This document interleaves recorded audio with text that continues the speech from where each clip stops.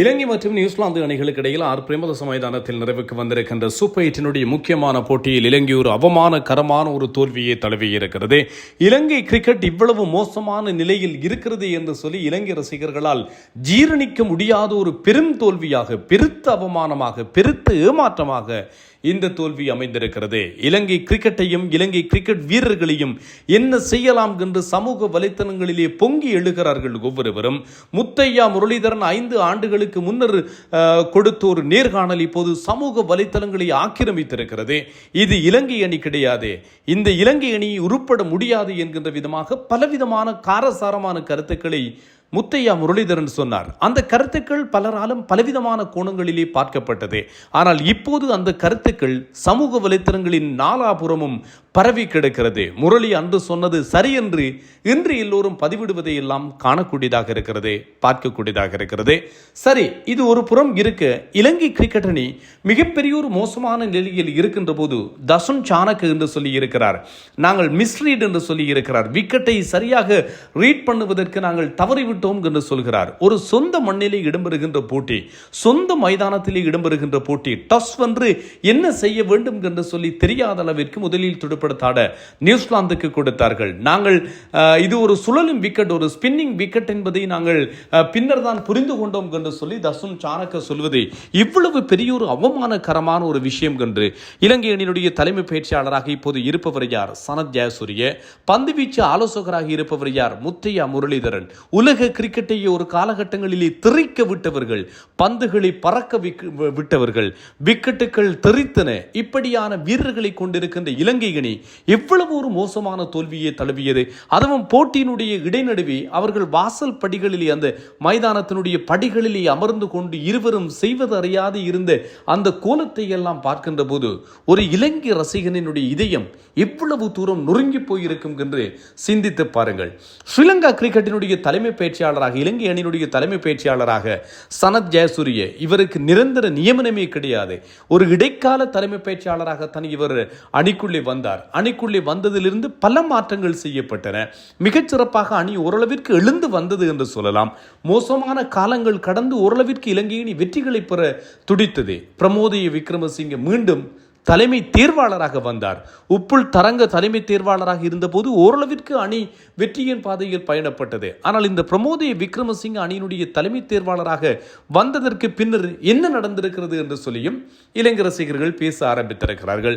ஆனால் சனத் ஜெயசூரியவும் லசித் மலிங்கவும் சேர்ந்து இலங்கை அணியை மீட்டெடுப்பதற்காக கடுமையாக போராடினார்கள். அவர்கள் போராடிய சில விஷயங்களை இங்கே குறிப்பிடுகிறேன் பாருங்கள்.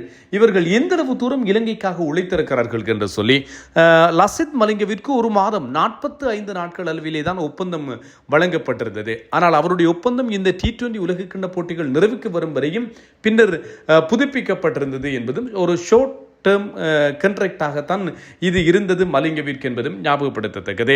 திடீரென்று இந்தியாவினுடைய பயிற்சியாளர் குழாத்திலே இருந்தவர்கள் எல்லாம் அழைக்கப்பட்டார்கள். 2024 T20 உலக கிண்ணத்தை இந்தியா வென்ற போது டிராவிட் தலைமை பயிற்சியாளர், அவரோடு வலதுகை இடதுகையாக செயற்பட்டவர்களை எல்லாம் அணிக்குள்ளே கொண்டு வந்தார்கள். விக்ரம் ரத்தோர் 10,000க்கு மேற்பட்ட ஓட்டங்களை, முதல் தர ஓட்டங்களை பெற்றவர். ஆனால் டெஸ்ட் போட்டிகளிலே அவர் அவ்வளவு பெரிதாக சோபித்திருக்கவில்லை. அவர் இருந்த காலகட்டம் அப்படி என்கிற காரணத்தால் அவர் ஒரு பேட்டிங் கோச்சாக இலங்கைக்கு கொண்டு வரப்பட்டார். அதுவும் ஒரு ஷார்ட் டேர்ம் கண்ட்ராக்டாகத்தான் ஒப்பந்தம் செய்யப்பட்டது. விக்ரம் ரத்தோரை கொண்டு வந்தார்கள். களத்தடுப்பு பயிற்சியாளராக ஸ்ரீதர் கொண்டு வரப்பட்டதற்கு பின்னர் அணியிலே பாரிய மாற்றங்கள் நிகழ்ந்தன. அவரும் கூட இந்தியாவினுடைய பயிற்சியாளர் குழாத்திலே இடம்பெற்றவர். 2011ஆம் ஆண்டு பேட்டி ஆப்டன் தோனி தலைமையிலே இந்திய அணி உலகக்கிண்ணத்தை வென்ற போது ஒரு மனவள ஆலோசகராக, ஒரு சைக்காலஜிக்கலாக அணியை பூஸ்ட் செய்கின்ற ஒருவராக தான் இந்த பேட்டி ஆப்டன் நியமிக்கப்பட்டிருந்தார். அப்போது இந்தியாவிற்கு அது தேவையாக இருந்தது. இப்போது தசுன் சாணக்க இலங்கை அணியினுடைய தலைவர் போட்டிக்கு பின்னர் தெரிவித்திருக்கின்ற கருத்துக்களை பார்க்கின்ற போது அணிக்கு அப்படியான ஒருவர் தேவையாக இருக்கிறார். அப்படி பேட்டி ஆப்டனை கூட இலங்கை அணி குறுகிய காலத்துக்கு ஒப்பந்தம் செய்திருந்தது. இப்படி பலரை அணிக்குள்ளே கொண்டு வந்து அணியை உருவாக்குவதற்காக கடுமையாக முயற்சித்தார்கள். ஆனால் இலங்கை அணி இங்கிலாந்துக்கு எதிராக மோசமான தோல்வி, இன்று நியூசிலாந்துக்கு எதிராக மோசமான தோல்வி என்று சொல்லி ஒட்டு மொத்தத்திலே இலங்கை அணி சோடி போயிருக்கிறது என்பதும் கவனிக்கக்கூடிய விஷயம். ஒரு கட்டத்தில் இலங்கை அணி 16 ஓவர்களுக்கு இலங்கையினுடைய கட்டுப்பாட்டிலே தான் போட்டி இருந்தது. அப்படி இருந்த இலங்கை அணி ஒட்டுமொத்தமாகவே தோற்று போனது. இறுதி 4 ஓவர்களிலே 70 ஓட்டங்களை இலங்கை அணி விட்டுக் கொடுத்தது என்பதுதான் இலங்கை ரசிகர்களால் ஏற்றுக்கொள்ள முடியாததாகி போனது. இறுதியில் இலங்கை இந்த அவமானத்துக்குரிய ஒரு தோல்வியை தழுவி இருக்கிறது. நேற்று பாகிஸ்தான் தோல்வி, இன்று இலங்கை தோல்வி. சில வழிகளில் நாளை ஜிம்பாப்வேக்கு எதிராக இந்தியா வெல்லலாம். ஆனாலும் கூட மேற்கிந்திய தீவுகளுக்கு எதிராக தென்னாப்பிரிக்காவால் வெல்ல முடியாது போனால் இந்தியாவிற்கான அரையிறுதி வாய்ப்புகளும் கூட இல்லாமல் போகும். ஆகவே ஆசியர்கள் இல்லாத முதலாவது அரையிறுதி ஆட்டமாக இந்த ஆட்டம் இருக்க போகிறது என்று சொல்லி ரசிகர்கள் அங்கலாய்க்கிறார்கள். இந்த 2014 ஆண்டு இலங்கை T20 உலக கிண்ணத்தை மலிங்க தலைமையிலே பங்களாதேஷில் இடம்பெற்ற போது தோனி தலைமையிலான இந்தியாவை தோற்கடித்து வென்றது. கண்பட்டால் போல் அதற்கு பின்னர் இலங்கை அணி எதுவிதமான ICC தொடர்களிலும் அரையிறுதிக்கு முன்னேறவில்லை. 2015 ஆண்டு ஆஸ்திரேலியா வென்றது ஒருநாள் போட்டிகளுக்கான உலக கிண்ணம், அப்போதும் அரையிறுதிக்கு வரவில்லை. 2016 ஆண்டு T20 உலக கிண்ணம் அரையிறுதிக்கு வரவில்லை. 2017 சாம்பியன்ஸ் ட்ரோபி பாகிஸ்தான் இந்தியாவை தோற்கடித்து வென்றது, அப்போதும் அரையிறுதி இல்லை. 2019 ஒருநாள் போட்டிகளுக்கான உலக கிண்ணம் இங்கிலாந்து வென்றது, அப்போதும் அரையிறுதியில் இல்லை. 2021 ஆஸ்திரேலியா வென்றது, அப்போதும் அரையிறுதியில் இலங்கை இல்லை. 2022 T20 உலக கிண்ணம், அப்போதும் கூட இலங்கை அரையிறுதி ஆட்டத்துக்கு தேர்வாகி இருக்கவில்லை என்பதும் சுட்டிக்காட்டத்தக்கது. 2023 ஒருநாள் போட்டிகளுக்கான உலக கிண்ணம் ஆஸ்திரேலியா வென்றது, அப்போதும் இலங்கை அரையிறுதி கிட்டவில்லை. 2024 T20 உலக கிண்ணம் இந்தியா சாம்பியனானது, அப்போதும் இலங்கை அரையிறுதியில் இல்லை. 2025 சாம்பியன்ஸ் ட்ரோபி இந்தியா வென்றது, இலங்கை அரையிறுதிக்கு கூட தேர்வாகவில்லை. ஆக இறுதி 10 ஆண்டுகளை நாங்கள் எடுத்துக்கொண்டால் 10 ICC தொடர்கள் இடம்பெற்றிருக்கின்றன 2015 முதற்கொண்டு. இதில் 3 ஒருநாள் போட்டிகளுக்கான உலக கிண்ணம் இடம்பெற்றிருக்கிறது, 2 சாம்பியன்ஸ் ட்ரோபி இடம்பெற்றிருக்கிறது, 5 தடவைகள் T20 உலக கிண்ணம் இடம்பெற்றிருக்கிறது. இலங்கை எந்த ஒரு கட்டத்திலும் அரையிறுதி ஆட்டங்களுக்கு தேர்வாகி இருக்கவில்லை என்பது ஞாபகப்படுத்தக்கூடிய ஒரு விஷயம். இந்திய கிரிக்கெட்டை எல்லோரும் விமர்சிக்கிறார்கள். ICC என்பது இந்தியன் கிரிக்கெட் கவுன்சில் என்று விமர்சிக்கிறார்கள். ஆனால் கிரிக்கெட்டிலே இந்தியா இவ்வளவு தூரம் ஆதிக்கம் செலுத்தி இருக்கிறது என்று பாருங்கள். 2015 ஆண்டு முதற்கொண்டு அதிகமான தடவைகள் ICC தொடர்களிலே அரையிறுதிக்கு இந்தியா முன்னேறி இருக்கிறது. 8 தடவைகள் முன்னேறி இருக்கிறார்கள். நியூசிலாந்து 7 தடவைகள் முன்னேறி இருக்கிறார்கள். இங்கிலாந்து 7 தடவைகள், ஆஸ்திரேலியா 5 தடவைகள், தென்னாப்பிரிக்கா 4 தடவைகள், பாகிஸ்தான் 3 தடவைகள். ஒவ்வொரு தடவை ஆப்கானிஸ்தான், பங்களாதேஷ், மேற்கிந்திய தீவுகளுக்கு என்று முன்னேறி இருக்கிறது.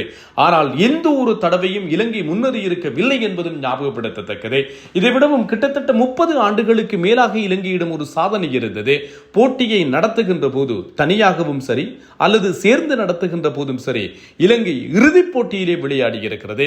இலங்கை, இந்தியா, பாகிஸ்தான் ஆகிய அணிகள் கூட்டாக 1996 உலக கிண்ணத்தை நடத்திய போது இலங்கை இறுதிப் போட்டியில் விளையாடி சாம்பியன் ஆனது. 2002 ஆண்டு சாம்பியன்ஸ் ட்ரோபி இடம்பெற்ற போது அப்போதும் சாம்பியன், ஜாயின்ட் சாம்பியன் இந்தியாவோடு சேர்ந்து இலங்கை சாம்பியன் ஆனது. 2011 ஆண்டு ஒருநாள் போட்டிகளுக்கான உலக கிண்ணம் சங்கக்கார தலைமையிலே இலங்கையும் அந்த போட்டியை நடத்தியிருந்தது, இந்தியாவும் சேர்ந்து நடத்தியிருந்தன. சங்கக்கார தலைமையிலான அணி இலங்கை இறுதிப் போட்டிக்கு தேர்வாகி தோற்று போனது.